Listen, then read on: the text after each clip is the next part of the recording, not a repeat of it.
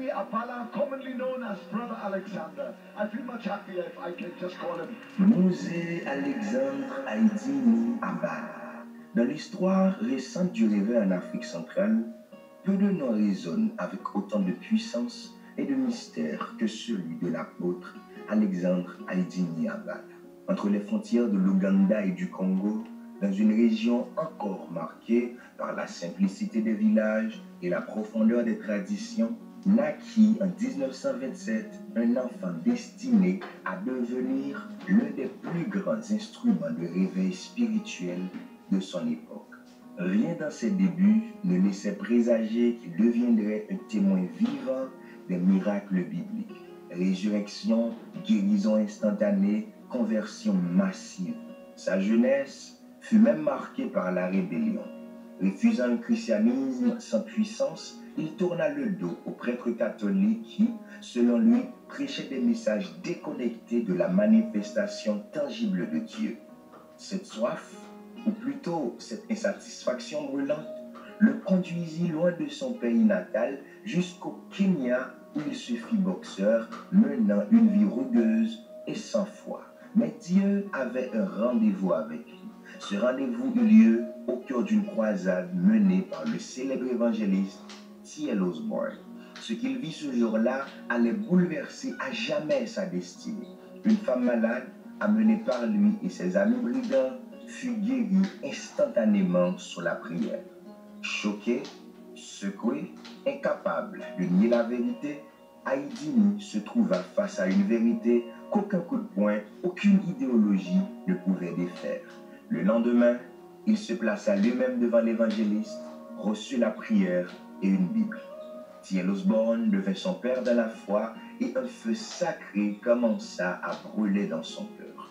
Ce feu allait l'emmener dans des lieux inattendus, des grottes de prière où il fit des ultimatums à Dieu, des prisons transformées en lieux de miracles, des lacs infestés de crocodiles, vidés par la présence de Jésus, des hôpitaux secoués par des vagues de guérison et même des mosquées cédées pour devenir églises après des résurrections spectaculaires. De l'homme révolté à l'apôtre des signes et des prodiges, Aidini Abala incarne le portrait d'un réveil vivant. Ses mains touchèrent les malades, ses paroles réveillèrent des foules et son ministère resta marqué par une certitude. Le Dieu de la Bible est le même aujourd'hui. Dans ce documentaire, nous parcourons 10 chapitres de sa naissance à sa mort glorieuse en 1997 en Afrique du Sud, en passant par chaque témoignage, chaque miracle, chaque moment où le ciel s'ouvrit pour toucher la terre à travers sa vie. Ce récit n'est pas seulement une biographie, c'est un appel vibrant à la foi, à la consécration et à la recherche d'un réveil authentique. Salut, que la grâce soit sur ta vie. Bienvenue sur cette chaîne. Dans cette série, chaque vidéo est une plongée dans la vie de celles et ceux qui ont marqué l'histoire par leur foi, leur passion et leur engagement. Des biographies inspirantes, des parcours bouleversants, des réveils spirituels, tout cela pour nourrir ta foi et t'encourager dans ta marche. Si ce contenu t'interpelle, abonne-toi, clique sur j'aime et surtout, partage cette vidéo avec quelqu'un qui a besoin d'être encouragé aujourd'hui. Mose Alexandre Aidini Abala naît le 15 juillet 1927 au Congo-Kinshasa, dans l'actuelle province de l'Ituri. Il est né quelque part entre l'Ouganda et le Congo, au croisement de deux terres, deux cultures et deux influences spirituelles. Cette position géographique déjà semblait prophétique. Sa vie entière allait être une passerelle entre les nations, un lieu de passage où le ciel rencontrerait la terre. Dès l'enfance, il observa les rites religieux de son environnement. Le christianisme, importé par les missionnaires catholiques, s'était installé dans les villages. Mais aux yeux du jeune Aidini, il manquait quelque chose d'essentiel. Les prêtres parlaient de puissance divine, mais ils ne voyaient ni miracles, ni signes. Ils citaient les évangiles, mais aucun aveugle ne retrouvait la vue, aucun boiteux ne marchait. Ce décalage creusait en lui une profonde soif, une question lancinante. Où est le Dieu vivant dont parle la Bible? Au fil des ans, cette insatisfaction devint rébellion. Il ne supportait plus d'écouter des messages qu'il considérait comme morts. Ce sentiment bouillonnant prit la forme d'un rejet pur et simple. S'il n'y a pas de puissance, il n'y a pas d'évangile. À ses yeux, les prêtres n'étaient que des orateurs sans autorité spirituelle. Vers la fin de son adolescence, il prit une décision radicale, quitter sa terre natale pour chercher une vie nouvelle. Direction le Kenya, pays voisin où les opportunités semblaient plus larges et la vie plus libre. Mais là encore, la soif spirituelle ne trouva pas d'eau. Au contraire, il plongea dans un univers qui n'avait rien à voir avec la foi. Au Kenya, il devint boxeur. Ce sport, rude et exigeant, semblait correspondre à son tempérament combatif. La boxe devint son échappatoire, son terrain de défoulement, et il s'entoura bientôt de compagnons au profil tout aussi dur que le sien. Ensemble, ils formaient un groupe redouté, menant une vie sans loi. Pourtant, derrière cette façade de force et d'insouciance, la même question brûlait. Et si Dieu existait déjà? Et si les miracles de la Bible étaient possibles? Il n'en parlait pas, mais au fond de lui, il savait que son cœur cherchait toujours. C'est alors que le destin, ou plutôt la main de Dieu, allait préparer une rencontre qui bouleverserait toute son existence. Kenya, début des années 1950. Dans les rues poussiéreuses, une rumeur se répand. Un prédicateur étranger est arrivé, un certain T.L. Osborne. On raconte qu'il prie pour les malades et qu'ils sont guéris sur le champ. Les aveugles voient, les sourds entendent, les paralysés se lèvent. Pour Heidi Niabala et sa bande, c'est une provocation. Eux, boxeurs et bagarreurs, ne croient pas au beau discours religieux. Pour eux, les prêtres sont des hommes faibles, incapables de prouver ce qu'ils disent. Mais l'idée de voir ce prédicateur à l'heure ou de le démasquer titille leur curiosité. Allons-y, on va lui montrer qu'on n'a pas peur, dit l'un. Et puis, on amènera cette femme malade. S'il est si puissant que ça, qu'il la guérisse. La femme en question est couchée, brisée par la maladie. Heidi et ses amis la transportent jusque sur le lieu de la croisade. La foule est immense, les chants montent vers le ciel et au centre, un homme simple, sans costume extravagant, parle de Jésus comme s'il était là, vivant, tout près. Puis vient le moment de la prière. Osborne s'avança, impose les mains à la femme et en un instant, elle se lève, guérie. Pas lentement, pas après des semaines de traitement, sur le champ. Les yeux d'Heidi s'écarquillent, le rire moqueur qu'il avait en venant s'efface. Son cœur est secoué. Ce que je viens de voir, c'est ça, la puissance dont parle la Bible. Cette nuit-là, il ne dort pas. L'image de la femme debout, souriant, le hante. Le lendemain, il retourne à la croisade, mais cette fois, il n'apporte pas de malade. C'est lui-même le malade, pas dans son corps, mais dans son âme. Quand T.L. Osborne prie pour lui, quelque chose de surnaturel se produit. Une paix profonde envahit son cœur. La colère et l'amertume qui l'habitaient fondent comme neige au soleil. Osborne lui remet une Bible. Lis-la et marche avec Jésus, il est vivant. Ce jour-là, T.L. Osborne devient son père dans la foi. Le boxeur rebelle devient un homme marqué par le feu du réveil et ce feu va bientôt se répandre. Son premier terrain de mission, l'Ouganda. Là-bas, il ouvrit une petite église et les miracles vont commencer. Fraîchement transformé par sa rencontre avec Jésus, Mosé Alexandre Heidi Niabala rentre en Ouganda. Il n'a pas de plan stratégique, pas d'argent, pas même un bâtiment. Mais il a une Bible, une foi nouvelle et une certitude. Dieu est vivant et il agit encore aujourd'hui. Il commence petit, dans un espace modeste, avec quelques personnes curieuses. Son message est simple. Jésus guérit, Jésus sauve, Jésus libère. Un jour, on informe qu'une femme, épouse d'un chef respecté, est aveugle. On lui demande de venir prier pour elle. Sans hésiter, il se rend sur place. Les villageois observent à distance, sceptiques. Heidi pose ses mains sur la femme et prie avec une foi brûlante. Au nom de Jésus-Christ, reçois la vue. Aussitôt, elle ouvre les yeux, regarde autour d'elle et crie de joie. Le village entier est en ébullition. La nouvelle se répand comme une traînée de poudre.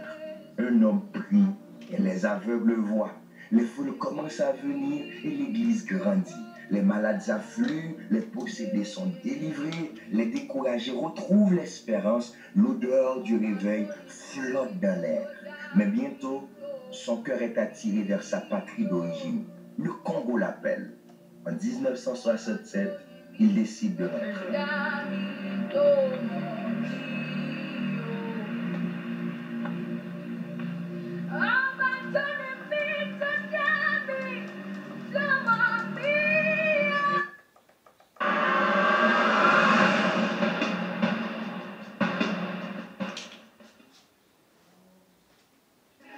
Greatness isn't reserved for the few.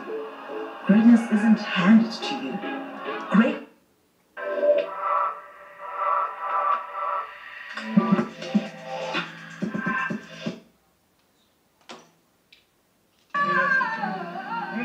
Il sait que Dieu a plus pour lui et qu'un nouveau chapitre de puissance l'attend.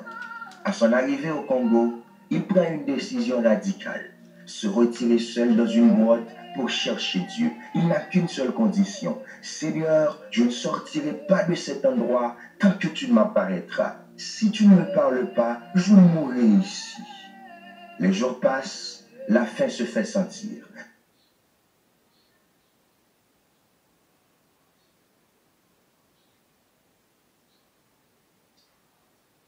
Mais son âme est en feu. Dans cette grotte, il est brisé, transformé, rempli d'une soif nouvelle. Quand il en ressort, il n'est plus seulement un prédicateur, il est un homme que Dieu a marqué pour faire trembler les ténèbres. Bientôt, les miracles vont atteindre un niveau qui défie toute logique humaine. Des fous deviendront ses interprètes, des morts deviendront des pasteurs et des prisons se transformeront en lieu de réveil. Le retour d'Aïdina Bala au Congo est un choc pour les puissances des ténèbres. Là où il pose le pied, l'atmosphère change. Sa vie de prière intense, nourrie dans la solitude de la grotte, produit une onction explosive. Les gens commencent à lui amener toutes sortes de malades, y compris des fous. Pas des cas légers, des hommes et des femmes errants nus, hurlant dans les rues, enchaînés par leur famille. Aïdini les accueille, prie pour eux, et miracle après miracle, il recouvre l'esprit. Plus étonnant encore, certains de ces ex-possédés deviennent ses interprètes lors de campagnes d'évangélisation. Ce que le diable avait voulu détruire, Dieu l'utilise maintenant pour traduire sa parole. Puis viennent les morts, on lui amène des cadavres, il prie et ils reviennent à la vie. Mais ce qui choque le plus, c'est que certains ressuscités choisissent de servir Dieu à plein temps. On les retrouve quelques mois plus tard en train de prêcher, certains même à la tête de nouvelles églises. Un jour, il est arrêté pour des raisons injustes et jeté en prison. Mais au lieu de se plaindre, il transforme sa cellule en salle de réveil. Les geôliers remarquent quelque chose. Les épouses de plusieurs d'entre eux sont stériles. Aïdini prie pour elle et une après une, elles tombent enceintes. Les gardiens sont bouleversés, les autorités comprennent que cet homme n'est pas un criminel. On le libère à cause des miracles. L'histoire qui suit semble sortie tout droit des chapitres des Actes des Apôtres. La femme de commandant de l'armée n'a donné que des filles et son mari exige un garçon. Il menace. Si c'est encore une fille, tu quittes la maison. Elle tombe enceinte après la prière d'Aïdini, mais à l'accouchement, c'est une fille. Désespérée, elle court voir l'apôtre, tenant l'enfant dans ses bras. Elle raconte tout. Aïdini prend le bébé, le couvre de son manteau et dit en swahili, Kati Kachinana Yesu, c'est-à-dire au nom de Jésus. Il prie, il rend l'enfant à la mère. Et devant ses yeux, oui, devant ses yeux, la petite fille devient un garçon. La nouvelle se répand et la crainte de Dieu saisit toute la région. lors d'un baptême, on le prévient. Apôtre, ce lac est rempli de crocodiles. Sans hésiter, Haïdini descend dans l'eau. Les crocodiles, comme frappés d'une terreur invisible, fuient à toute vitesse. Après le baptême, à peine sortis de l'eau, les reptiles reviennent à leur place comme si de rien n'était. Ces signes ne sont pas pour faire du spectacle. Haïdini le répète souvent. Tout cela, c'est Jésus-Christ. Moi, je ne suis qu'un serviteur. Et ce n'est que le début, car certaines des résurrections les plus impressionnantes sont encore à venir. La réputation d'Haïdini Abala n'était plus seulement locale, elle traversait villages et villes. C'est dans cette atmosphère électrique que survint l'un des épisodes les plus saisissants de son ministère. Un jour, dans une région dominée par l'islam, les dirigeants d'une grande mosquée, impressionnés par l'autorité spirituelle et les miracles qu'ils avaient vus, lui cédèrent l'espace pour qu'il y prêche. Ce geste, impensable pour beaucoup, montrait à quel point la puissance de Dieu à travers son ministère brisait les barrières religieuses et culturelles. Un événement dramatique se produisit. Une femme mourut alors que son mari était en voyage. Sa famille, respectant la tradition, décida d'attendre son retour avant de l'enterrer. Le mari revint 4 jours plus tard. Le corps de sa femme, déjà en décomposition, dégageait une forte odeur. Avant l'enterrement, il demanda qu'on prie pour elle. Tous insistèrent pour que ce soit l'apôtre Haïdini Abala qui fasse cette prière. Ce jour-là, Haïdini était en train de diriger un culte. Il ne s'empressa pas de quitter la réunion. « Je dois prendre mon temps avec les vivants avant de m'occuper des morts », disait-il. Alors que le temps passait, on amena le corps de la femme dans la salle de culte. L'atmosphère était lourde, certains reculaient par crainte, mais la curiosité de tous était éveillée. Lorsqu'il interrompit enfin le service pour prier pour l'enterrement de la femme, le Seigneur lui rappela l'histoire biblique où des hommes avaient amené un paralytique à Jésus. Il se tourna vers la foule, leur expliqua cette histoire et demanda « Croyez-vous que Jésus peut refaire aujourd'hui ce qu'il a fait hier ?» Le silence fut total. Personne ne dit mot. Alors, il s'approcha du corps et commença à prier. Alors que tout le monde était en train de prier, Haïdini Abala était en train de prier pour la femme. Dans l'étonnement général, lorsque tous ouvrirent les yeux, il ouvrit les yeux et il vit la femme morte, non seulement debout, mais en train de prier elle aussi. Elle venait d'être ramenée à la vie environ 5 jours après sa mort. Ce miracle eut un retentissement tel que la mosquée devint une église. Ce chapitre de la vie d'Haïdini montre 2 choses essentielles de son ministère. D'abord, que Dieu agissait avec audace et immédiateté, résurrection, guérison, conversion, et ensuite que l'effet le plus profond de ces signes n'était pas le sensationnalisme, mais la transformation communautaire. La mosquée, devenue lieu d'assemblée chrétienne, resta un symbole durable. Quand Dieu se manifeste, les frontières religieuses tremblent et les cœurs s'ouvrent. À la fin de ces événements, les villages ne revinrent plus à la routine d'avant. Les gens parlaient des miracles comme d'une nouvelle réalité. Dieu marche parmi nous. Haïdini, lui, resta toujours ferme sur son message. La puissance n'était pas pour glorifier un homme, mais pour confirmer que Jésus est vivant et qu'un réveil authentique peut redresser les nations. Jésus-Christ est le même hier, aujourd'hui et éternellement. Pour beaucoup, les miracles sont déjà impressionnants quand ils touchent les autres. Mais pour Alexandre Haïdini Abala, la puissance de Dieu allait aussi se manifester dans sa propre chair. La première fois, la mort arriva par traîtrise. Un poison mortel, administré discrètement, se répandit dans son corps. Les signes de l'agonie apparurent rapidement. Faiblesse extrême, souffle court, douleur insupportable. Les témoins savaient, il n'y avait pas de retour après ça. Mais Jésus qu'il prêchait avec tant de conviction vint à sa rencontre. Dans un moment où les battements de cœur s'éteignaient, il sentit une force surnaturelle inonder son corps. Le poison fut neutralisé. Haïdini ouvrit les yeux, encore plus déterminé à servir Dieu. Cette expérience allait marquer un tournant. Il avait goûté à la délivrance de la mort personnellement. Haïdini Abala était un amoureux de Jésus. Il parlait tout le temps de son amour pour Jésus. La deuxième fois fut encore plus dramatique. Un accident d'une violence extrême brisa littéralement son corps. On le crut mort sur place. Ses os étaient broyés, chaque mouvement impossible. C'est là qu'il vécut une expérience qu'il raconta plus tard comme un moment de tête-à-tête avec Jésus lui-même. Il sentit et vit le Seigneur recoller un à un ses os comme un artisan réparant pièce par pièce ce qui avait été détruit.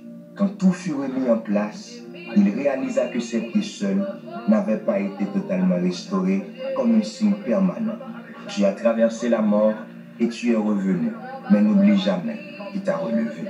Ces deux résurrections personnelles ne le rendirent pas prudent ou craintif. Au contraire, elles amplifièrent son audace. Il prêchait avec une certitude décuplée. Je sais que Jésus ressuscite les morts, je l'ai vu et il m'a ressuscité moi-même. Sa maison devint un lieu où l'on amenait non seulement les malades, mais aussi les possédés et les fous. Il avait une onction pour les fous. Les cris de délivrance et les chants de louange se mélangeaient. Il ne cherchait pas à plaire aux autorités religieuses ou politiques. Il voulait voir le royaume de Dieu exploser au milieu des ténèbres. Dans cette saison, les campagnes d'évangélisation prirent un ton plus explosif encore. L'une d'elles allait devenir légendaire. Une croisade sur le Saint-Esprit où la théorie céda brutalement la place à la pratique. La scène se déroulait lors d'une grande conférence sur le Saint-Esprit. L'atmosphère était sérieuse, presque académique. Les prédicateurs qui passaient avant Alexandre donnaient de longues définitions, citaient les racines grecques et hébraïques, décrivaient avec précision la théologie du paraclète, paraklétos. Les auditeurs prenaient des notes, hochant la tête, tout semblait réglé, jusqu'au moment où le micro arriva entre les mains de l'homme de feu. Il prit le micro, observa la foule et dit simplement: pour les autres, c'était le temps de la théorie. Maintenant vient le temps de la pratique. Pas de discours, pas d'explication linguistique. Dès qu'il prononça ces mots, le podium commença à trembler comme si une vague invisible traversait la salle. Il balaya la foule du regard et vit 27 personnes paralysées dispersées dans l'assemblée. Amenez-les devant. On obéit. Les fauteuils roulants, les béquilles, les brancards formèrent une ligne d'attente inhabituelle au pied de l'estrade. Le silence tomba, lourd et chargé d'attente. Le moment de gloire du Saint-Esprit. Haïti leva les mains, invoquant le nom de Jésus avec une assurance qui coupait le souffle. Katsikachinana Yesu. Pas de longues prières sophistiquées, pas de formules compliquées, juste la foi brute et l'autorité d'un homme qui avait vu la mort et en était revenu. D'un coup, comme un éclair parcourant la rangée, chacun des 27 paralytiques se leva de bond. Certains se mirent à marcher immédiatement, d'autres à courir, d'autres encore à sauter en pleurant. L'assemblée explosa en cris, louanges et larmes, un impact qui dépasse l'instant. Ce jour-là, les cœurs furent marqués à vie. Beaucoup dirent plus tard, c'est ce jour-là que j'ai compris que le Saint-Esprit n'est pas une théorie, mais une personne vivante qui agit encore aujourd'hui. Pour Haïdini, c'était simplement un rappel. Jésus est le même hier, aujourd'hui et éternellement. À mesure que les années passaient, le ministère d'Alexandre Haïdini Abala débordait largement au-delà des lieux où il prêchait physiquement. Il n'était pas simplement un prédicateur local, il devint une voix prophétique et un instrument de réveil pour tout un continent. En Afrique centrale et de l'Est, son nom circulait comme celui d'un homme que rien n'arrêtait. Les pasteurs du Kenya, de l'Ouganda, de la Tanzanie et jusqu'en Afrique du Sud se réclamaient de son influence spirituelle. Là où il passait, les églises connaissent une croissance explosive, non par des campagnes publicitaires, mais par des miracles tangibles qui forçaient la foi des plus sceptiques. En République démocratique du Congo, son empreinte fut particulièrement marquante. Les régions entières qui avaient été dominées par des traditions occultes virent leurs autels renversés. Des villages entiers se convertirent après un seul passage de l'apôtre. Plusieurs églises puissantes et réseaux de prière actifs aujourd'hui peuvent retracer leurs origines spirituelles à une rencontre une croisade ou même une simple imposition des mains d'Aïdini Abala. Son style direct, sans artifice, parlait à toutes les couches sociales, des responsables politiques aux paysans, des militaires aux marchands. Il ne cherchait pas la faveur des puissants, mais la transformation des âmes. Les témoignages de conversion massive se comptaient par milliers et beaucoup affirmaient que son ministère avait ouvert la voie à un mouvement charismatique durable en RDC, préparant le terrain pour de grandes vagues de réveil dans les décennies suivantes. Dans les années où il parcourut le continent, il participa à des croisades interconfessionnelles qui franchissaient les barrières tribales et linguistiques. Il montrait qu'en Jésus, l'unité est possible, même dans un continent fragmenté. Son nom fut associé à des rassemblements qui rassemblaient autant les francophones que les anglophones et où l'on chantait ensemble, malgré les différences culturelles. L'héritage d'Aïdini Abala n'est pas seulement dans les souvenirs ou les récits miraculeux, il est inscrit dans des vies transformées, dans des leaders formés et envoyés, et dans la conviction que l'Afrique pouvait connaître la gloire de Dieu à grande échelle, ici et maintenant. Cet homme de Dieu était un puissant ouvrier de la moisson du dernier temps. Il avait bâti le record évangélique en ouvrant plus de 3000 églises dans une année à l'est du pays. Un jour en retraite, un cobra se camoufla sous son drap et il le mordit au front. Alors Aïdini cria et saisit ce serpent, puis le tua. Tous avaient peur, proposant à Aïdini d'aller vite chercher l'hôpital, mais il déclara « Si je meurs, où est la vérité de Marc 16, verset 17 ?» Et rien de mal ne lui est arrivé. Il arriva au plateau de Bateke, Congo-Kinshasa. On lui refusa de bâtir une église, sauf s'il accepte qu'on lui prépare les lézards mortels. Il accepta et mangea les lézards. Ce fut un des plus grands miracles. L'histoire de l'apôtre Mosé Alexandre Aïdini Abala touche à sa dernière page, mais pas à la fin, car pour un homme qui a marché avec Dieu d'une manière aussi radicale, la mort n'est qu'un passage vers une gloire plus éclatante encore. Ce jour-là, il se trouvait en Afrique du Sud, dans un hôpital. Les couloirs portaient encore les échos de ses prières et de ses enseignements. Mais ce qui allait se passer dépassait toute logique humaine. Avant même de rendre son dernier souffle, une vague de puissance traversa l'hôpital. Les malades se levaient de leur lit totalement guéris, et les morts, couchés dans des chambres froides, revenaient à la vie. Les médecins et les infirmiers ne comprenaient pas, mais les croyants savaient. Jésus venait accueillir son serviteur et marquer son départ par des signes irréfutables. En République démocratique du Congo, la nouvelle fit l'effet d'un coup de tonnerre. Son corps fut ramené et exposé au jardin botanique où des foules vinrent l'honorer. Ce qui aurait pu être un moment de deuil se transforma en un autre chapitre de miracle. Un paralytique, s'approchant du cercueil, toucha simplement l'extrémité du bois. Instantanément, ses jambes reprirent force et il marcha sous les cris et les larmes de la foule. Même dans la mort, le manteau d'onction de l'apôtre semblait couler encore. L'impact de sa vie dépassa largement les frontières de son pays. En Afrique, son nom resta lié au réveil, à l'audace et à la démonstration de l'évangile de puissance. Les pasteurs formés par lui ou inspirés par son ministère se levèrent dans plusieurs nations. Ouganda, Kenya, Afrique du Sud, Angola, Congo-Brazza et jusque dans certaines régions francophones d'Afrique de l'Ouest. Là où il passait, il laissait des églises vivantes, des croyants affermis et un témoignage de miracles tangibles. En RD Congo, il fut un catalyseur de réveil et sortit l'Église de la simple tradition religieuse pour l'amener vers la manifestation concrète du Saint-Esprit. Des communautés entières changèrent de culture spirituelle. On ne se contentait plus de chanter et d'écouter des sermons, on s'attendait à voir la puissance de Dieu chaque fois que l'on se réunissait.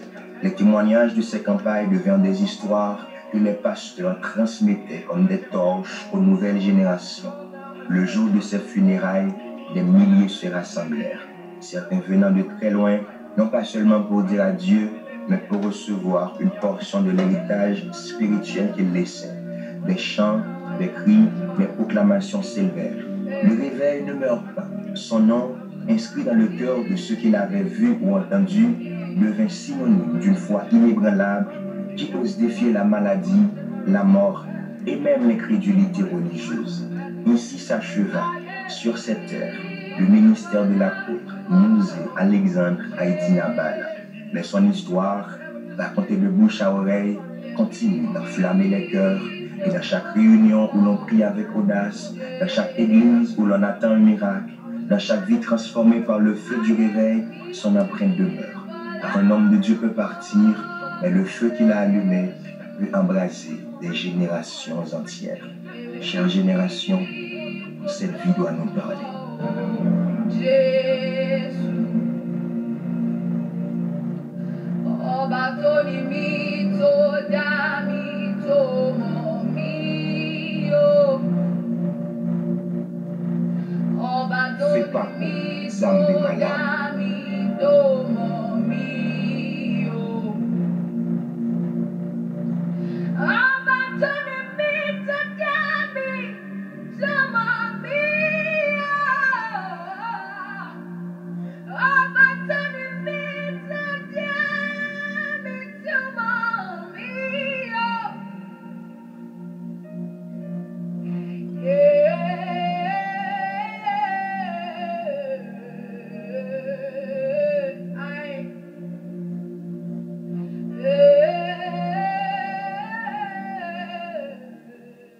Chers amis, chers concitoyens des saints, merci d'avoir pris le temps de découvrir cette histoire puissante de foi, d'obéissance et de réveil spirituel à travers cette vie.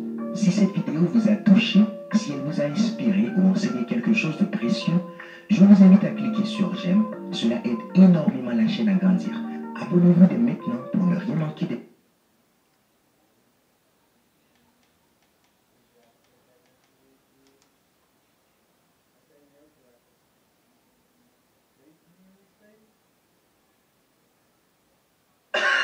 And don't forget my cough syrup. Is it a wet or dry cough? Hello? Don't take a chance. Take Vicks After Plus. Unlike other cough syrups, its dual action formula relieves both wet and dry cough. Vicks After Plus. That's the type of service that will leave a Karen speechless. Vous savez, j'ai vécu encore dans cette ville jusqu'en 1997. Je n'étais jamais sorti de l'église de la Morne pour aller suivre d'autres serviteurs de Dieu. Je pensais qu'on avait la plus grande église du pays. Je pensais qu'on avait forcément l'église la plus sérieuse. Je pensais. En 97, lorsque j'ai découvert le monde extérieur, je me suis rendu compte que Dieu a un peuple grand et nombreux dans ce pays. Mais la chose qui va me choquer en 98, c'était lorsque un ami est venu me parler de l'apôtre Aldin Abala. J'ai commencé à lui dire, mon cher, ce gars, quand il était vivant, nous on était où? Il m'a regardé dans les yeux et dit, mais mon cher, il est mort il y a seulement une année. J'ai dit, oh! Il me dit, oui, il est mort il y a une année.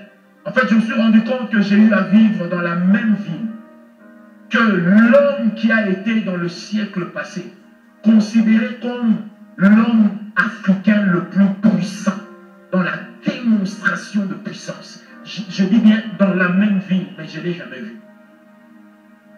Parce que jamais quelqu'un ne nous a parlé de lui. Jamais je ne l'avais vu. Et quand je voyais les églises de Nzambe Malamu, on nous les présentait comme étant des églises dans lesquelles on ne parle pas français. Donc forcément Dieu n'est pas là-bas. Comme si Dieu avait été dans l'Académie française. Amen. Ça a été l'un de mes plus grands regrets. J'ai rencontré un certain pasteur Vincent. Plus tard, il me dira, j'ai été étudié chez Idaosa. Et quand j'ai vu Idaosa opérer des miracles, j'étais tellement épaté. Je suis allé m'agenouiller, je lui ai dit, prie pour moi. Il dit, Idaosa m'a tiré les oreilles, comme un enfant. Il m'a dit, donc toi, tu viens du Zaïre, mais tu viens chercher Dieu au Nigeria. Idaosa lui dit, moi, permettez ça, c'est moi, tu dis, du haut de mon idaosisme, jamais je n'ai rencontré un homme puissant comme Haïti Nabala. Et Idaosa lui raconte, il dit, un jour on était quelque part avec lui, au bas d'un immeuble, on a entendu une femme qui a crié. Il dit, à peine on regarde, il y avait un enfant qui tombait. Il dit, j'ai crié, stop, stop, stop. L'enfant continue à tomber. Il dit, Haïdi Nabala s'est approché comme si le temps s'était arrêté. Quand il a levé sa main, l'enfant a commencé à flotter. Et il a commencé à dire, il a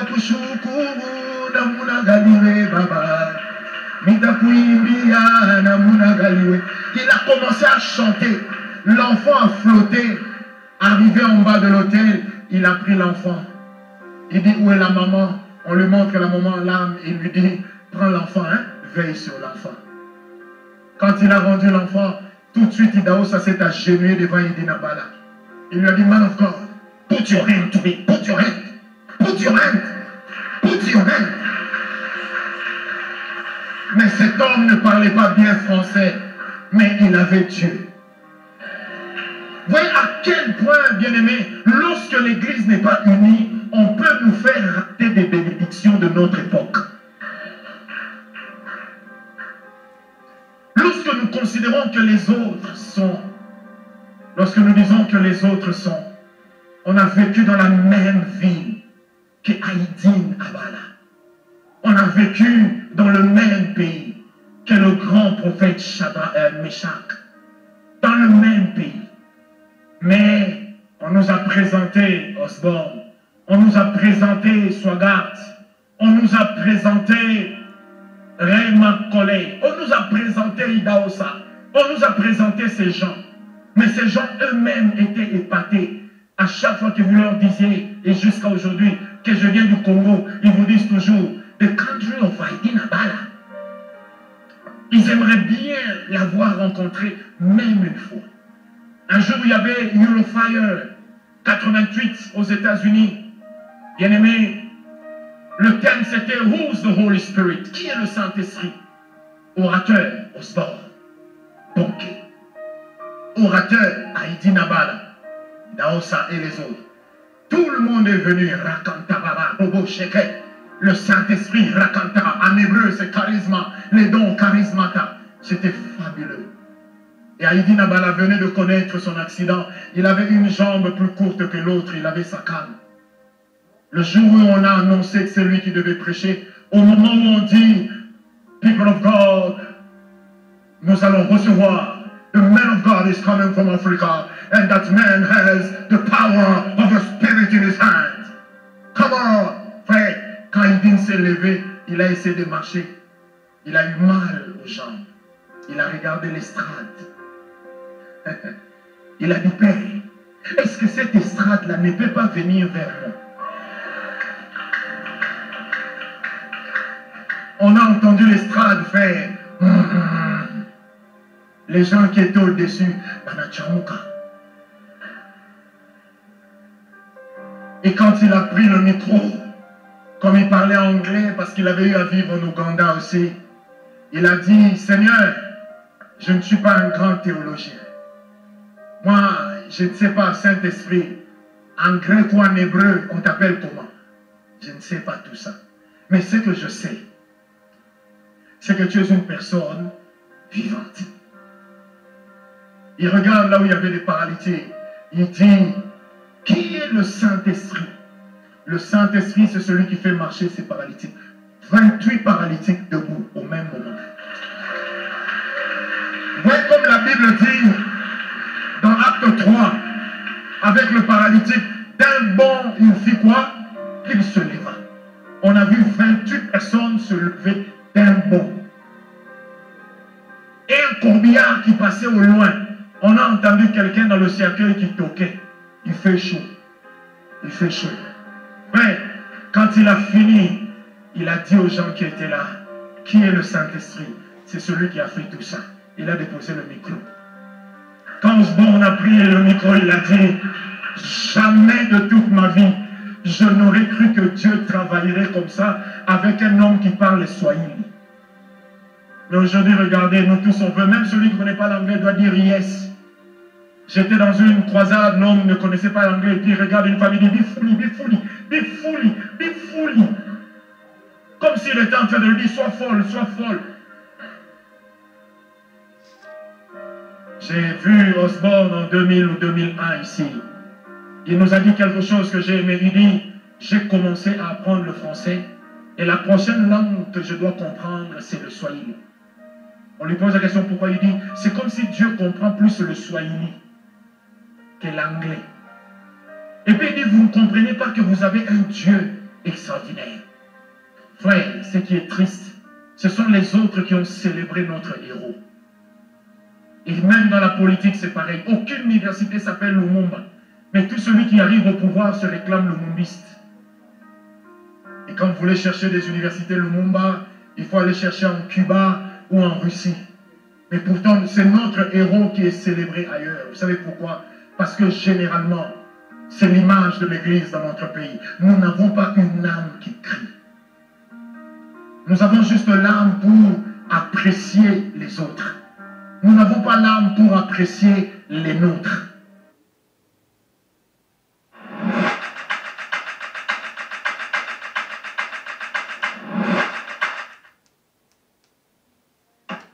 Uneven skin, enlarged pores? It's a hydration situation.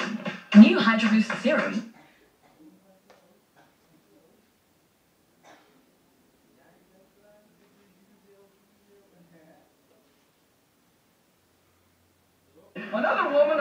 Une autre femme a entendu parler de ce témoignage. Elle est venue, elle a dit « Je veux un enfant ». Tu veux un enfant? D'accord, puisque tu veux le jumeau. Tu devrais juste aller acheter 2 choses. Tu devrais acheter 2 lits. Tout ce que tu devrais acheter doivent être 2-2. Je te dis que tu vas avoir les jumeaux.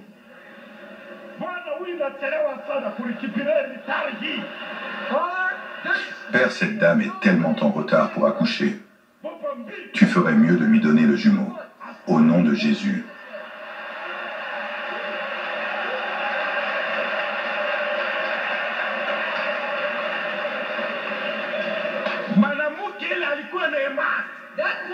Cette femme était une femme de foi. Qu'elle est allée acheter 2 lits pour ce jumeau.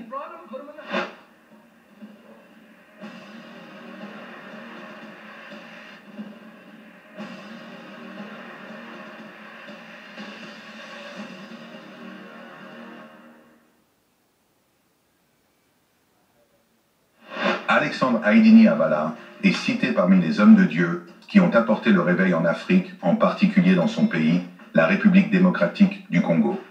Alexandre est un pasteur évangélique pentecôtiste premier, représentant de la fraternité évangélique pentecôtiste en Afrique et en République démocratique du Congo, appelé FEPACO.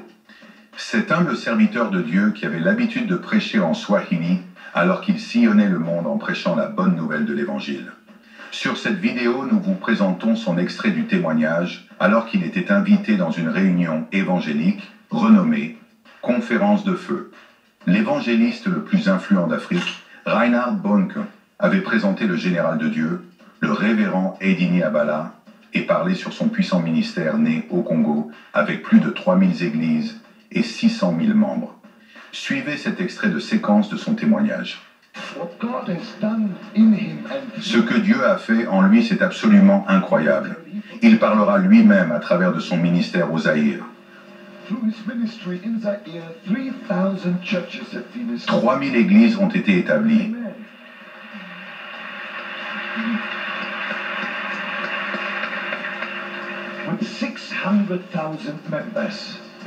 Avec 600 000 membres, il a eu un accident de voiture, mais le diable n'a pas réussi pour le tuer, et il utilise un bâton. Aujourd'hui, ce n'est pas un bâton sacré, mais je vous dis que le diable a peur de cet homme. Avec ou sans bâton, nos armes sont les armes de l'Esprit de Dieu, et ce sont ses armes. Je vous souhaite la bienvenue, révérend Haïdina Abala, appelé communément Frère Alexandre. Je me sens beaucoup plus heureux si je peux simplement l'appeler Frère Alexandre. Il sera à l'écoute avec l'interprète, révérend Touchnit. Que Dieu te bénisse.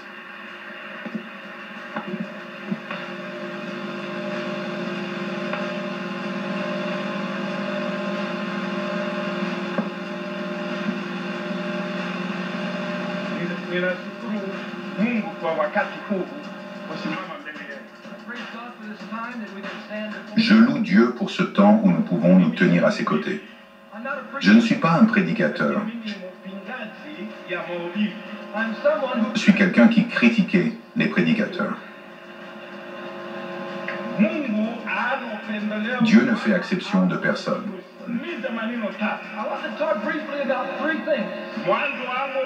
Je veux vous parler brièvement de 3 choses. Mes commencements, la fin et ce que Dieu fait en ce moment.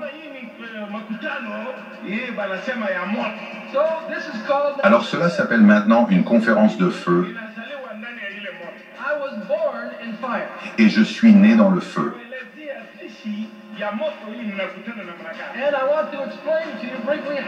Je veux vous expliquer brièvement comment j'ai rencontré ce feu. J'étais un enfant de 12 ans et j'avais ma propre religion. Ce n'était pas que ma religion était mauvaise. J'étais le mauvais. Je pouvais aimer ma religion plus que tout au travail, et si tu voulais avoir un désaccord, touche à ma religion.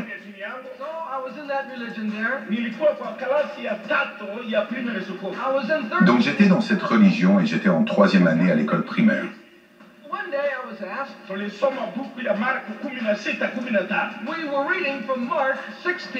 Un jour, on nous a demandé que nous lissions dans Marc 16:15.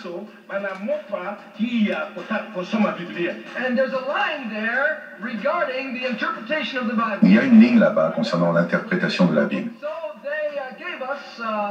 Alors ils nous ont donné les petites Bibles.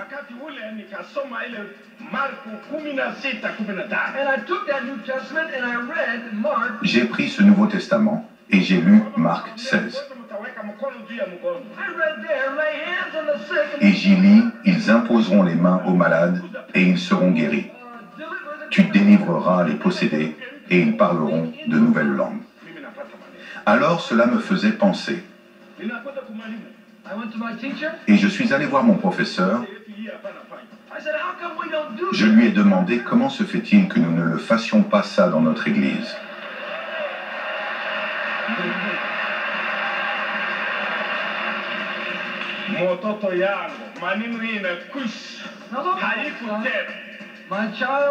Mon enfant, toutes ces choses sont finies et elles n'existent plus.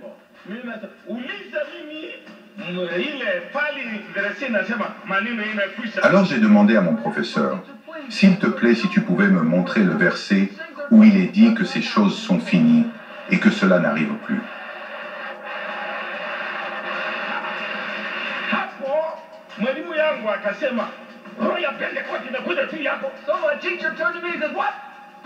Alors mon professeur s'est tourné vers moi et il a dit, quoi?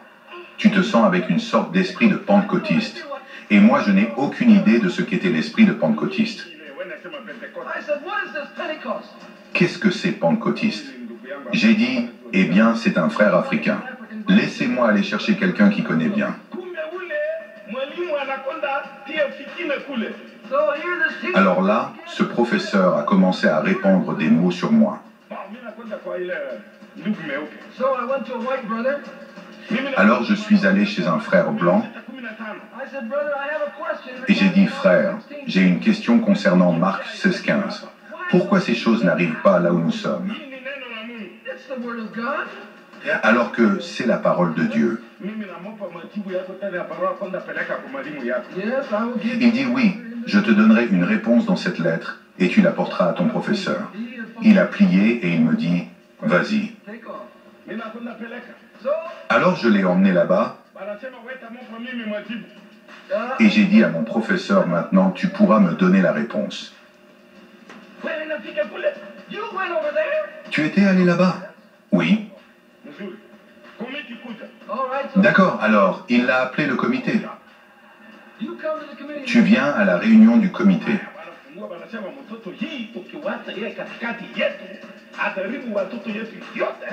Alors le comité a décidé que si nous laissons cet étudiant rester ici, il allait infecter tout le monde et ruiner l'ensemble du corps étudiant.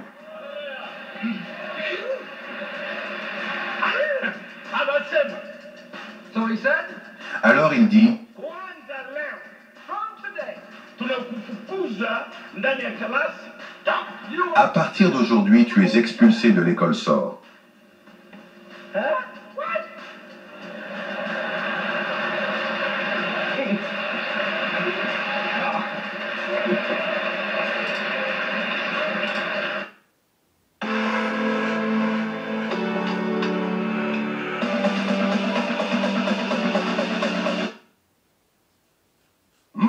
Here comes that mood again. That get 'em while you can, price drops mood with deals like.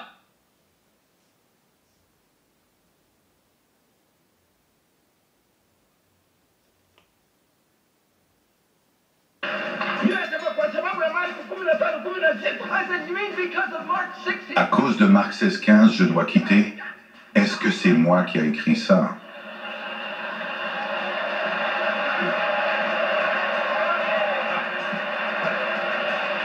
Hili mambo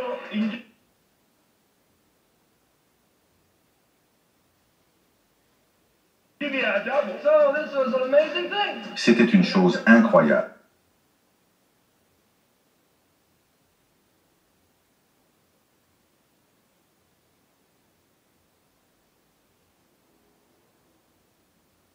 Kumbe kitabu hii wazungu wanachapa, hakuna neno la Mungu. Kama alikuwa Mungu, neno la Mungu litatimizwa. So I said, Alors j'ai dit que c'était l'homme blanc, le paradis et toute l'histoire de la Bible. C'est là la parole de Dieu et tout a été fait. Merci, au revoir. Je suis parti et j'ai dit qu'il n'y avait pas de Dieu. Ninatoka na kuwa rebelle. so I left. Alors je suis allé et je suis devenu complètement rebelle. J'ai mis Dieu hors de mon esprit.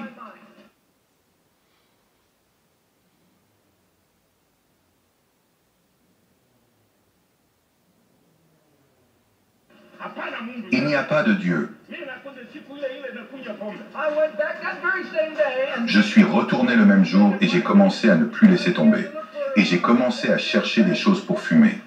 Sikiliza ndugu mpendwa. listen, Écoutez mes frères, Nataka kueleza kwa mafupi kwa jinsi Mungu ana upendo kuu kuliko upendo yote ya I want to binadamu. explain to you briefly about je vous explique brièvement à quel point l'amour de Dieu est plus grand que l'amour des hommes. Sasa mimi kazi yangu kujifundisha makosa. So now my job was to teach brothers, to teach some other guys how to. Donc mon travail était d'enseigner aux frères et aux autres gars comment se battre. Na kufanya Se battre et toutes sortes de mal. naendelea. So we could J'ai enseigné à quelques jeunes hommes, beaucoup d'entre eux, comment combattre. Kwa sababu ya kupigana. how to fight. Tunakwenda sasa. So we went. Alors on est allé.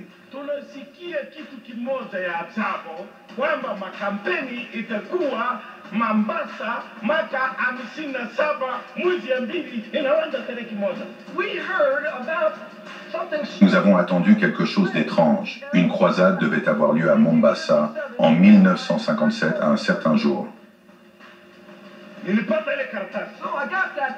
Alors j'ai eu le tract avec un format cool. I opened my eyes wide. J'ouvre grand les yeux. C'est quoi ça? Leta wagonjwa, leta kibovu, leta kiwete, Yesu Kristo yeye yule yule jana na leo hata milele. Mhubiri itakuwa T.L. Osborne. Jesus Christ is the same yesterday. Jésus-Christ est le même hier, aujourd'hui et pour toujours. Amenez les malades, amenez les aveugles, amenez les estropiés. La puissance de Dieu est présente pour guérir.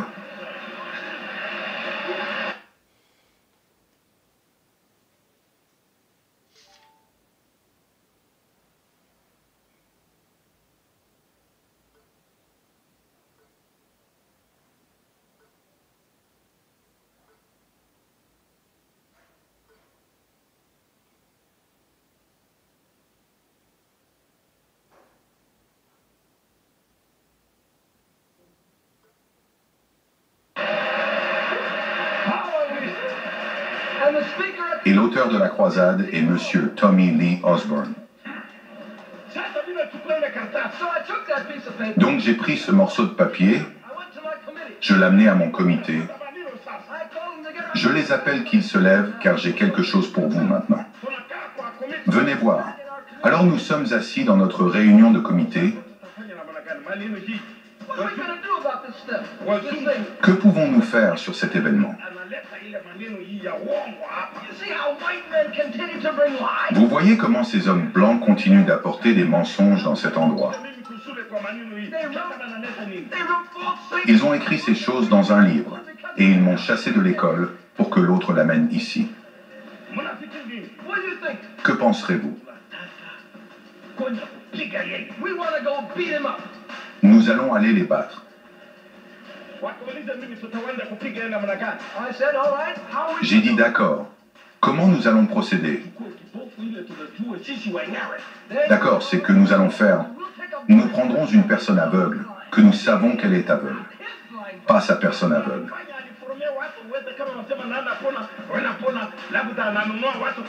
Peut-être qu'il a formé ces gens, donc en sorte que lorsqu'il dira qui a été guéri, une personne à lui se lève pour témoigner. Soit quelqu'un a acheté avec de l'argent et dit « Je suis guéri ». Mais nous allons prendre notre propre personne aveugle, quelqu'un que nous connaissons.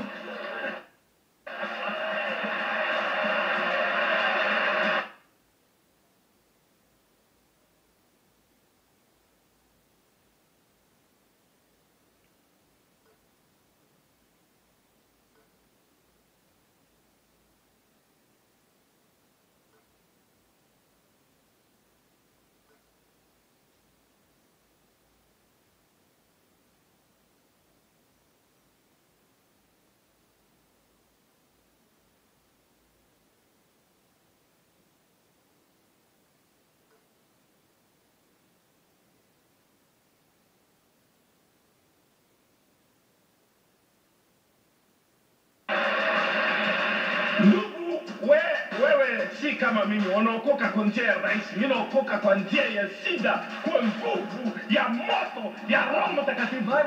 Mes frères, mais vous avez peut-être été sauvés facilement.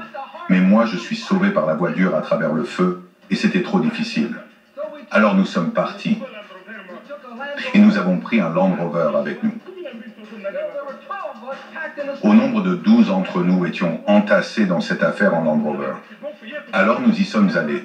Nous avions notre personne aveugle entre nous. Et nous allions. Mon enseignement est le suivant. Je leur ai dit que lorsque nous arriverons à cette croisade, vous allez mettre 2 personnes là-bas, 2 là-bas, 2 de ce côté et 2 de l'autre côté.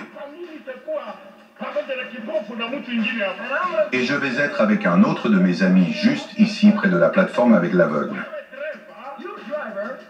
Et toi, le chauffeur, garde le pied sur l'accélérateur.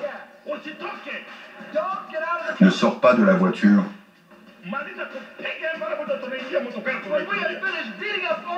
Une fois fini de battre Osborne, nous allons sauter dans la voiture et décoller. C'était donc mon plan pour attaquer une rencontre de feu.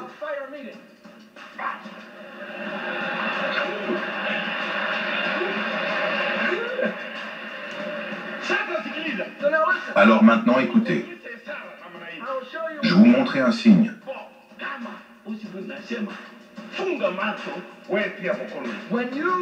Quand vous entendrez Osborne dire « Fermez les yeux », que chacun de vous fait les mains comme ça.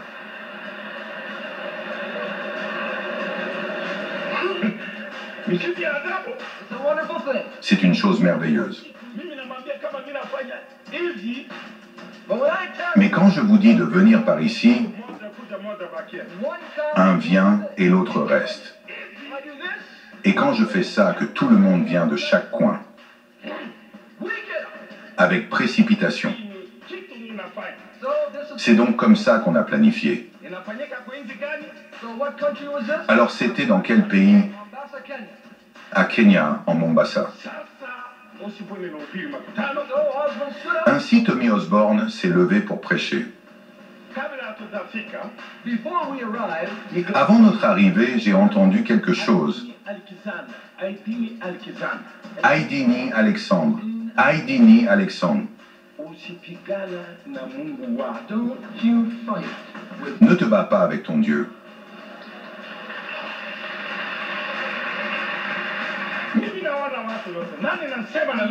Alors je cherchais à comprendre qui parlait. Qui me parle?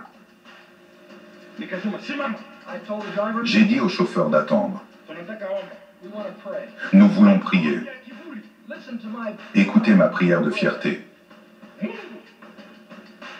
God. Give me strength to. Dieu, donne-moi la force de combattre cet homme. Amen. Amen. Let's go. Allons-y.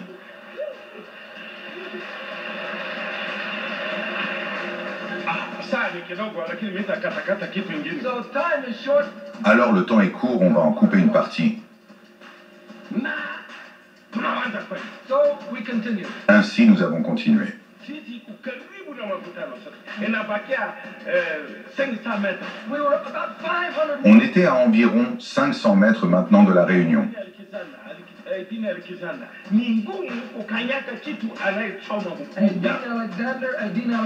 it's difficult for you to step on that with. Aidini Alexandre, Aidin Alexandre.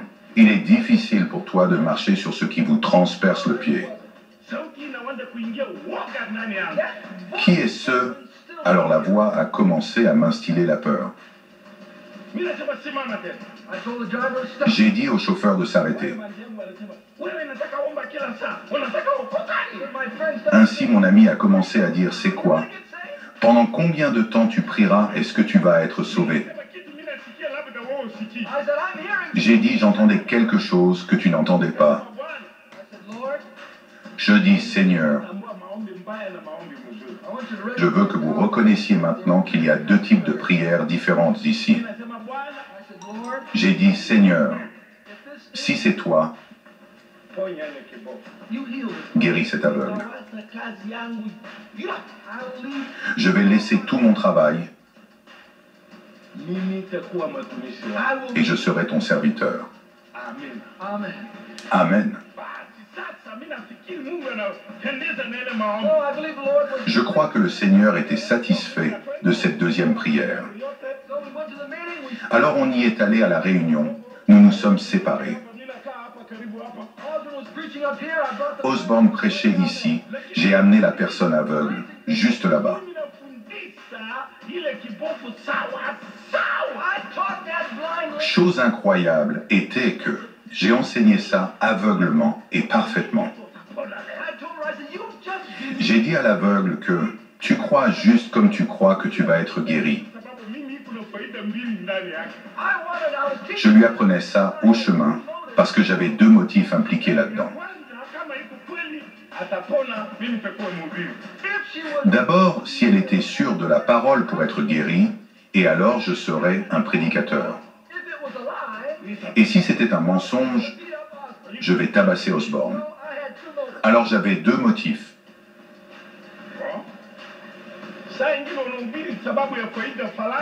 Sometimes you preach. Parfois tu prêches avec des arrière-pensées. C'est différent. So Osborne began to. Ainsi Osborne a prié pour les malades.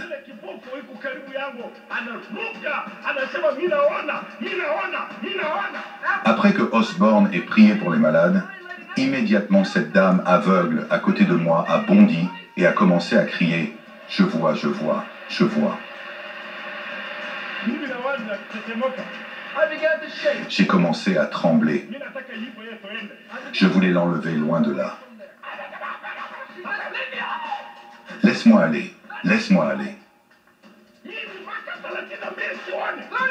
years. Ça fait 32 ans, je n'ai jamais vu. Je veux aller nulle part. Elle saute et elle a commencé à chercher à trouver là où Osborne était. Suddenly here I got. Soudainement ici, je suis tombé malade. I went real Je slow. suis allé très lentement jusqu'à la voiture. That day I didn't. Ce jour-là, je n'ai pas été sauvé. That miracle. Ce miracle mélangeait toute ma tête. I cried. J'ai pleuré toute la nuit. I said, my eyes have seen. J'ai dit que mes yeux ont vu Dieu.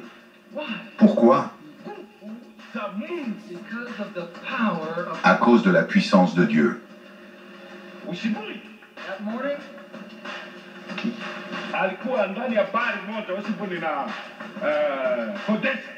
they were. Ce matin, ils étaient dans un bar qu'Osborne avait loué.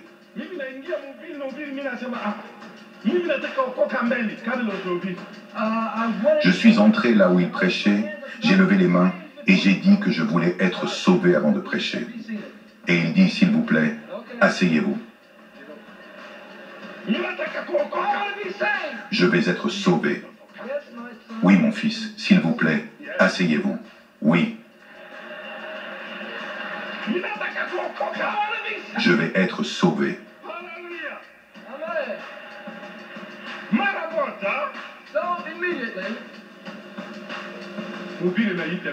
Immédiatement, le prédicateur m'a appelé en devant.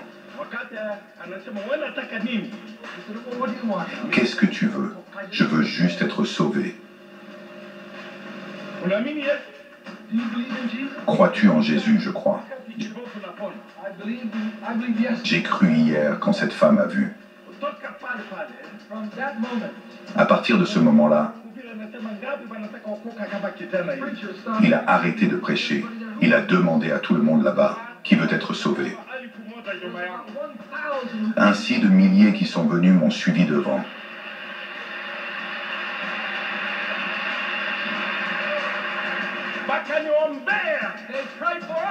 Ils prient pour nous.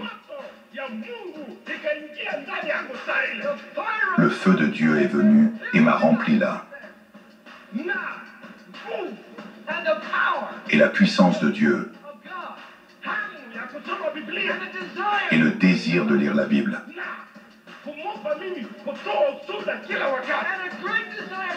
Un grand désir de donner mon témoignage partout.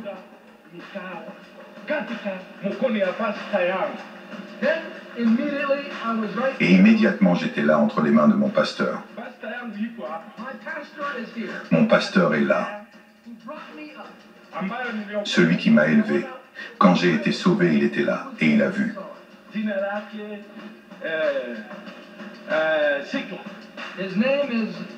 Son nom est Sickler. Je vois maman, s'il te plaît. Lève-toi et mon père.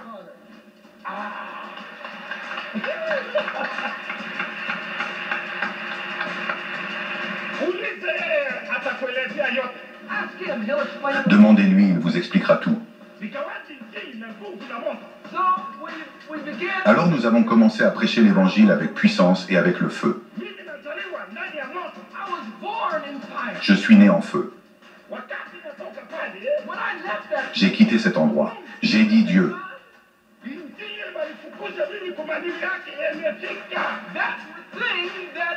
Cette chose pour laquelle ils m'ont chassé de l'école s'est emparée de moi ici même. Maintenant, je suis prêt. Seigneur, je veux prêcher. Je n'ai jamais été à l'école biblique. J'ai commencé à prêcher. Souviens-toi.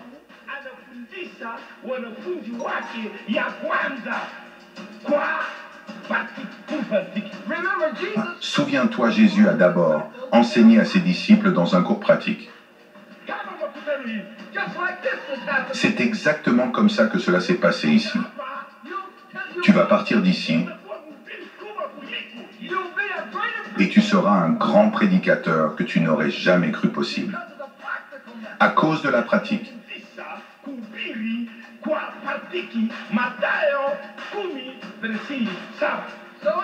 Alors dans Matthieu 17, Jésus a enseigné à ses disciples qu'ils devaient travailler de manière pratique,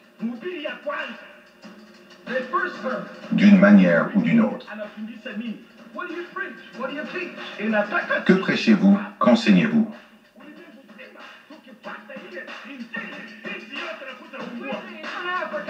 En Afrique, en Europe, partout dans le monde, qu'ils croient en ceci, ils seront sauvés. 17. Allez, prêchez et dites, le royaume des cieux est proche. Guérissez les malades, ressuscitez les morts, purifiez les lépreux, chassez les démons. Vous avez reçu gratuitement, donnez gratuitement.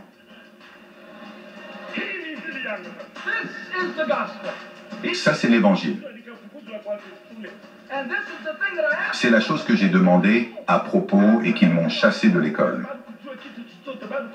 Republiki na mambo yote bado kujua. I asked about this, they told me, oh, you don't know a thing. What do you know? You haven't been to Bible school. Et j'ai demandé à propos de ces choses. Ils m'ont dit, oh, tu ne sais rien. Qu'est-ce que tu sais? Toi qui n'as jamais été à l'école biblique. Jésus-Christ a dit, nous avons besoin de gens, le royaume de Dieu est à portée de main. Alors tu ferais mieux de t'y mettre. C'est la première chose. Je ne sais pas ce que tu prêches, mais aujourd'hui tu devras peut-être changer. Regarde ça. Le royaume de Dieu est venu à toi pour que tu sois repenti. Après que tu sois repenti, chasse les démons.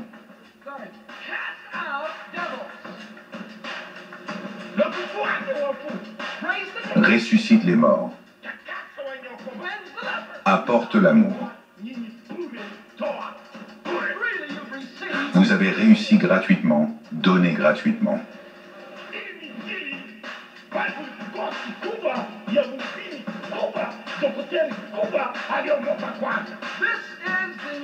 C'est le cours qui leur a été donné par le plus grand enseignant de la Bible jamais vécu et de la plus grande école biblique de tout le monde. Et puis j'ai commencé à prêcher.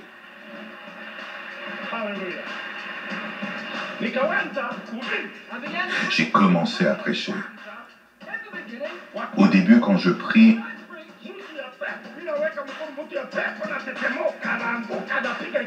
j'ai posé les mains sur une personne là-bas. Il était possédé par un démon. Et il est tombé au sol et a commencé à faire un gros rack. J'ai dit, qui se passe-t-il ici? J'ai couru de cette façon. Et l'homme possédé par le démon a couru de cette façon. Je ne savais pas que cela se passait comme ça. J'étais un simple étudiant dans tout cela. Alors mon pasteur a dit, ce n'est pas vous qui doit courir. Toi chasse le démon et il court.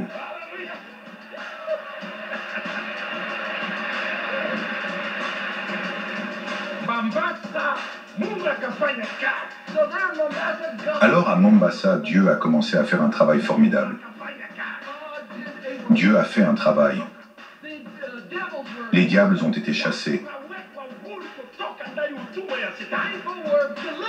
Les gens sont délivrés de l'esclavage.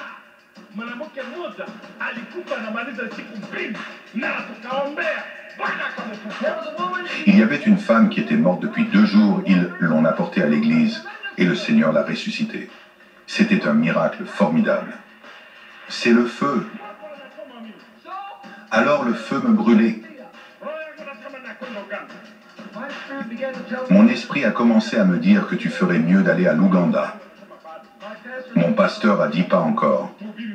Continuons à prêcher ici. C'est bien. Je reste. Le lendemain, j'ai dit que je voulais aller en Ouganda. Non.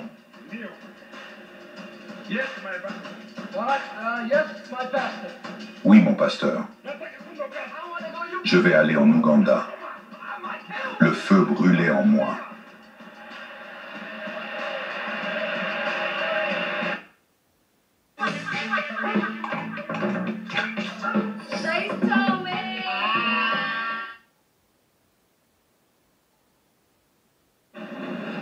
With fitness goals, she gets energy from milk. Hey, she gets hydration. Milk.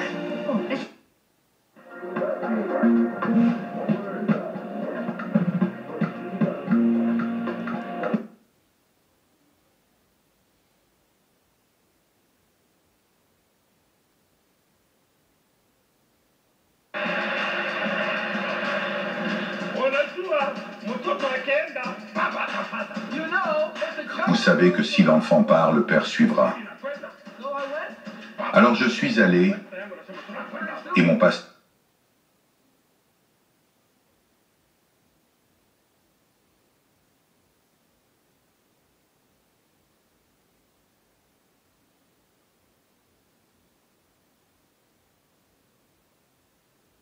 est venu et il dit allons-y maintenant.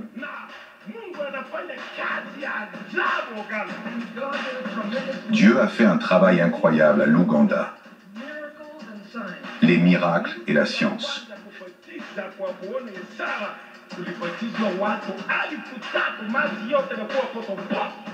La première baptiste que nous avions en Ouganda, 3000 sont baptisés d'eau et la baptiste s'est transformée en boue.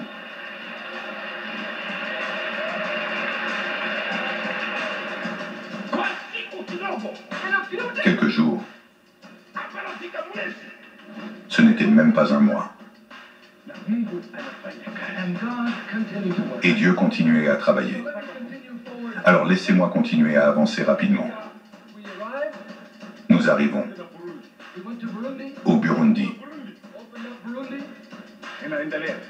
J'ai continué. Je vais encore où? Je vais à Tanzanie.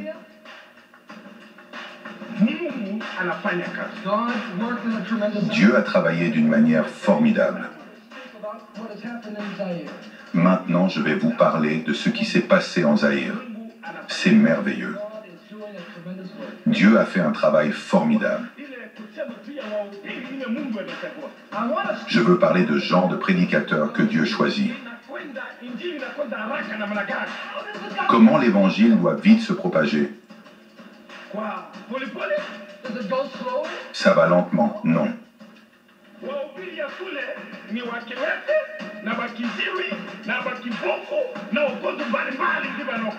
Pour le prêche, nous avons un ancien estropié, un ancien aveugle, ancien malade, et toutes sortes.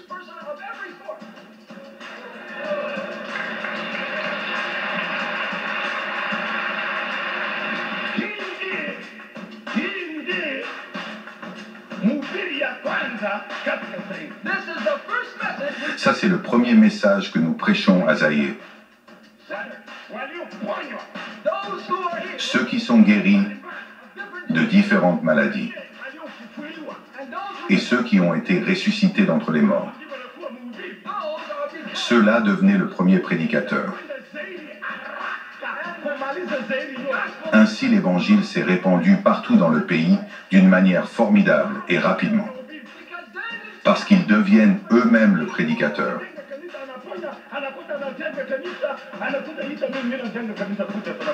Alors ceux qui sont guéris reviennent dans leur village natal et d'autres de l'église reviennent à Kinshasa et disent que nous avons besoin d'un prédicateur maintenant.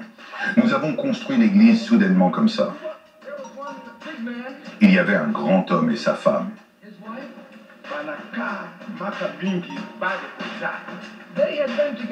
Elles étaient ensemble depuis de nombreuses années et elles n'avaient jamais accouché.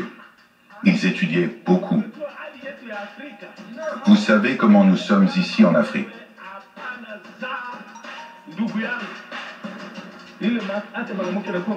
Si la femme ne peut pas vous donner les enfants, on s'en fiche de savoir à quel point elle est bonne. Elle sera mise en dehors. Ça, c'est notre pensée africaine. Alors les problèmes commencent là. Ses frères aimaient sa femme. La famille du mari a dit que vous devez vous débarrasser d'elle. Sortez. Donc le problème se présente.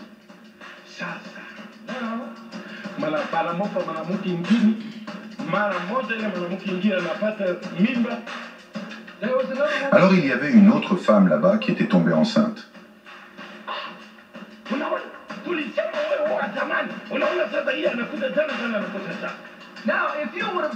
Maintenant, quand on te disait si tu avais fait des choses correctement avant de te marier, tu allais accoucher.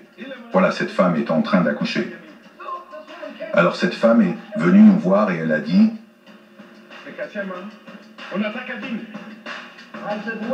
Pasteur, que puis-je faire? J'ai dit: que veux-tu?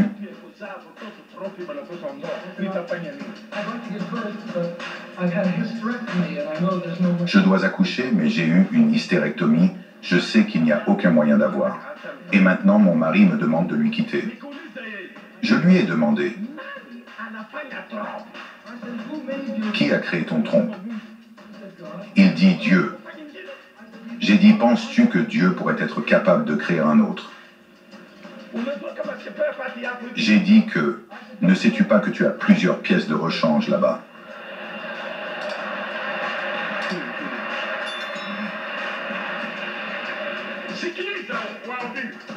Alors maintenant, écoute ce que j'ai à te dire. L'ennemi de la foi, c'est la peur.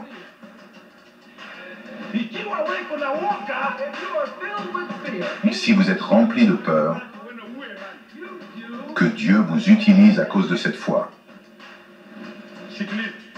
Écoutez.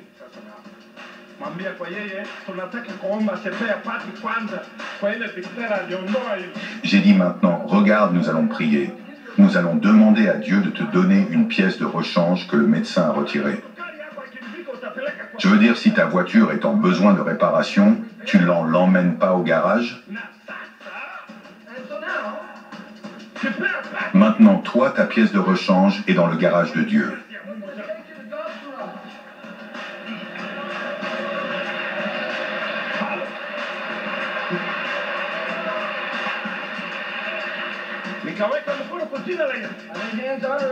J'ai posé les mains sur elle au nom de Jésus.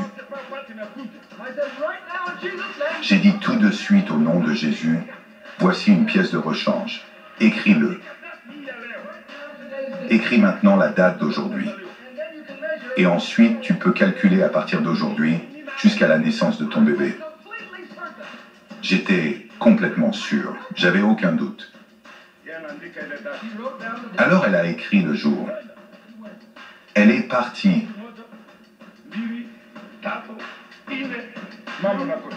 Il y a 2, 3 ou 4 mois, quelque chose, voilà, se prépare.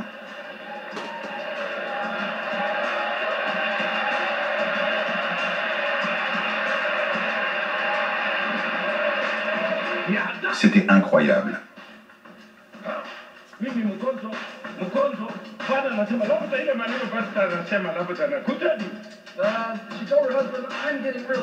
Elle a dit à son mari, je deviens vraiment malade. Vraiment, je ne sais pas ce qui se passe. Peut-être ce que le pasteur a dit est en train d'arriver. D'accord, allons voir le médecin. Alors le médecin l'a regardée. Elle a mis quelque chose ici.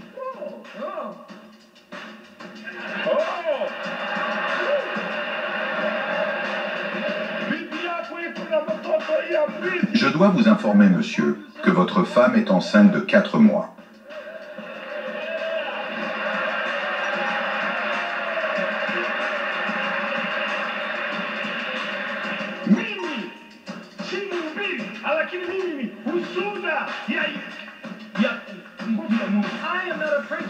Je ne suis pas un prédicateur. J'aime juste témoigner de ce qu'est la puissance de Dieu fait. Ce que nous lisons dans la Bible. Mes yeux l'ont vu.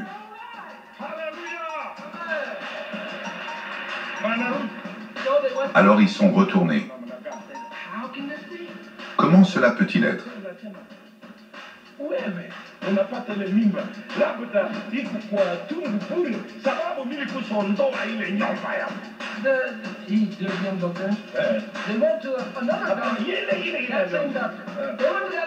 Et ce même docteur a dit, eh bien, je ne suis pas sûr de cette grossesse car vous savez que c'est moi qui ai pratiqué l'hystérectomie.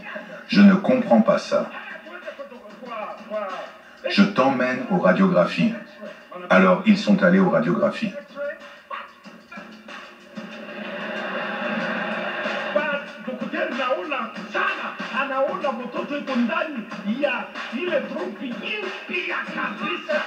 Le docteur voit très bien et dit, je pense vraiment que le bébé est à l'intérieur de la trompe.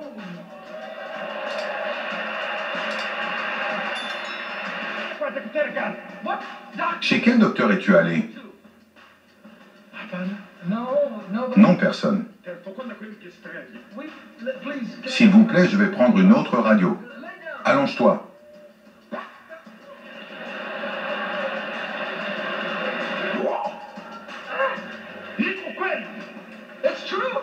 C'est vrai. Où es-tu allé? J'étais allé dans une église et ils ont prié pour moi. Quelle était cette église?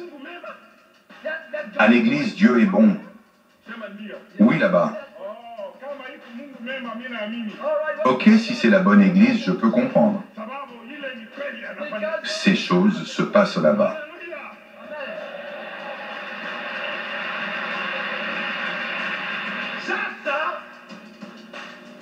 family ya bwana ya huyu mwanamke banafungua macho sana, sema tuangalia kwanza kama kitu gani. So the family of the wife. Alors la famille de la femme du mari a dit « Non, attendons voir ce qui arrivera à cette histoire. » Alors ils ont commencé à compter les mois. Elle a atteint 9 mois. Tout est fait.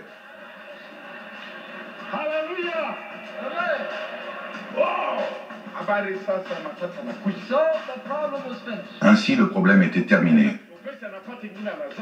She got pregnant. Elle est tombée enceinte à nouveau pour un deuxième enfant.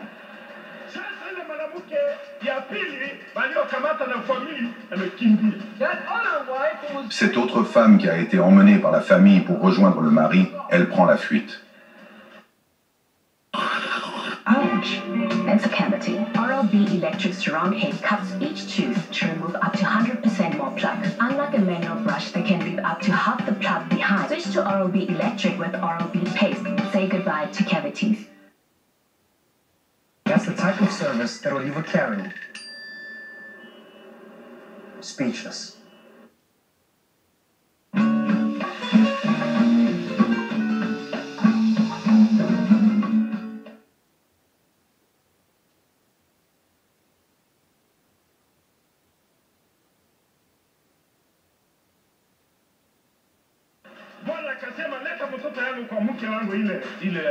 And then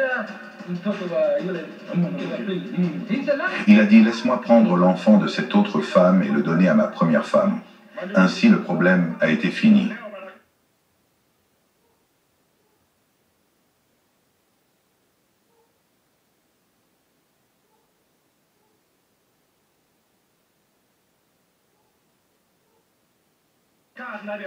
so they are in the Lord. Alors il y a eu d'autres après.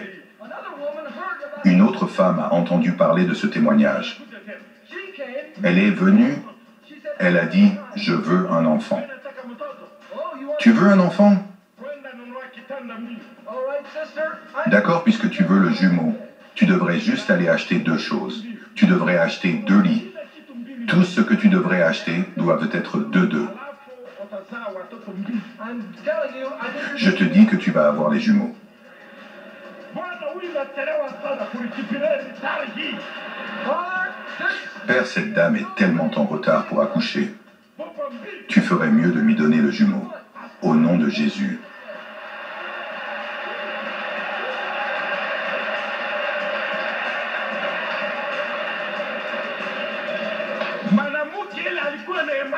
That woman was a. Cette femme était une femme de foi, qu'elle est allée acheter 2 lits pour ce jumeau. Brought him, put him in the house. Son mari est rentré à la maison et se dit « Qu'est-ce que c'est ça ?» I'm going to give birth to twins, and these are the beds. Je veux donner naissance à des jumeaux, ce sont les lits. Your mind is going. Toi, tu as perdu la tête. Je ne sais pas ce que tu as. Pourquoi tu fais de choses comme une femme stupide? Alors elle a dit « Ok, tu vas voir ma stupidité. » Le lendemain, elle apporte tous les équipements de ses jumeaux, le drap et autres. Elle place tous ensemble. Le mari est encore revenu du travail. Entre, s'il vous plaît. Regarde ça. Le mari la regarde. He went out to call. Il devrait appeler la famille de la femme. The wife that I got. Elle leur rend compte que sa femme avait peut-être perdu la tête. Je pense que nous devrions l'emmener voir un psychiatre. So they took. Alors ils ont emmené la femme. So what is forcing you to do? Alors qu'est-ce qui te pousse à faire de choses pareilles? Est-ce que ta tête va bien? Comment te sens-tu? She said it's. Elle a dit ce sont vos têtes qui ne vont pas bien. Attendez-vous à les voir. Petit à petit,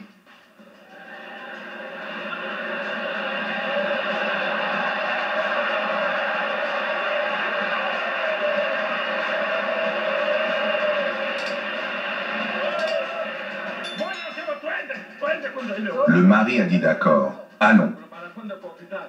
Ils ont allé à l'hôpital. Le docteur a dit, dans quelques jours, votre femme va accoucher.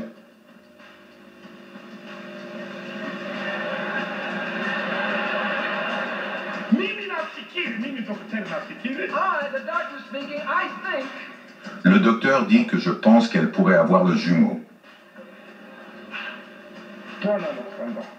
Le mari était abasourdi.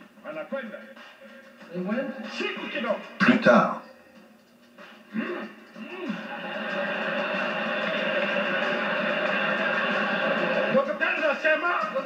alors le docteur a dit, d'accord ma sœur, c'est ça, tu peux rester là.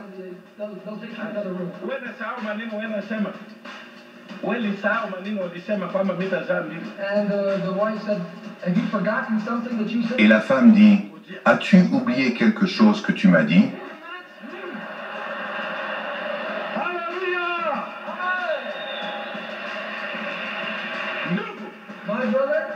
Mes frères, lorsque tu prêches Dieu, tu dois expérimenter des prodiges et des miracles.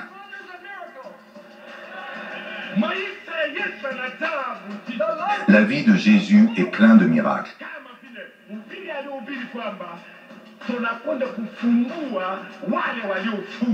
Avec les prédications, nous allons libérer les captifs. Maintenant, de nombreux miracles se sont produits. Une fille décédée. Son nom était Mokobi. Elle était une belle chanteuse.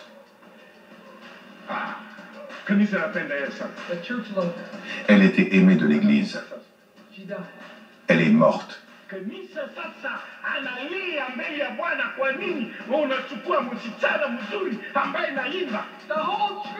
Toute l'Église pleurait devant Dieu. Pourquoi as-tu pensé prendre celle que nous aimons?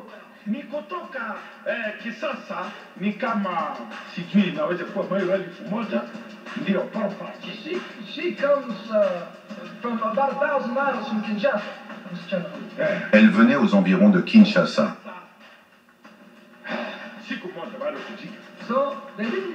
Alors ils ne l'ont pas enterrée le premier jour. Le deuxième jour.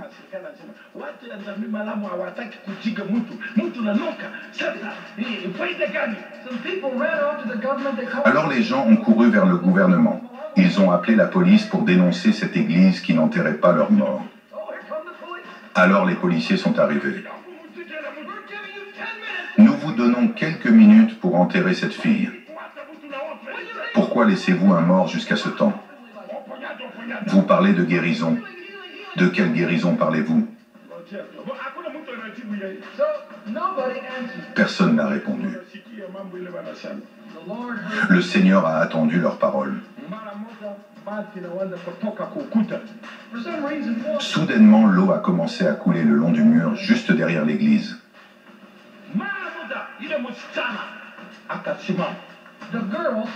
Et la fille s'est levée dans le cercueil. Elle pleurait.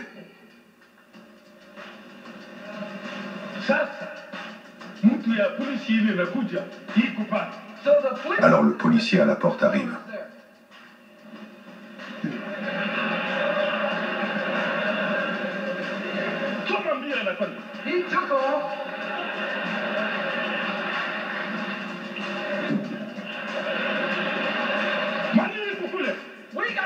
On a un problème là-bas.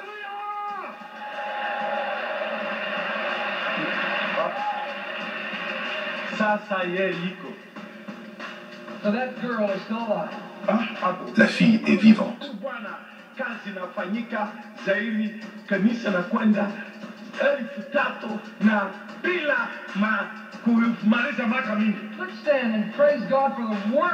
Levons-nous, louons Dieu pour le travail qui se fait à l'intérieur et pour tout ce que Dieu continue de faire dans cette grande nation.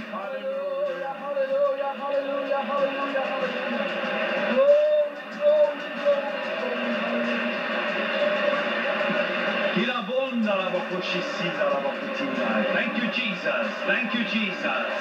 Oh, we worship you, Lord.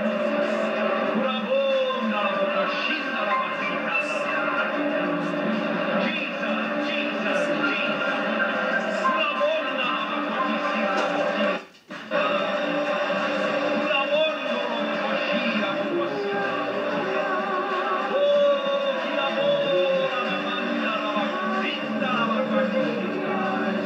On vous dit à la prochaine publication et restez connectés sur notre chaîne God Blessed 243 Simplement Chrétienne.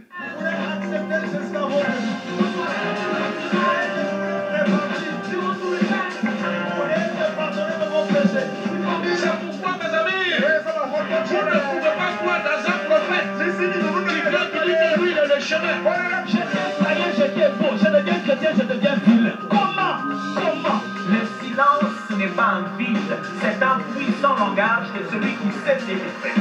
C'est le langage du mature. La personne qui est mature répond de fois par le silence, se tait seulement. S'il qui est réconcilié avec la terre, par sa voix,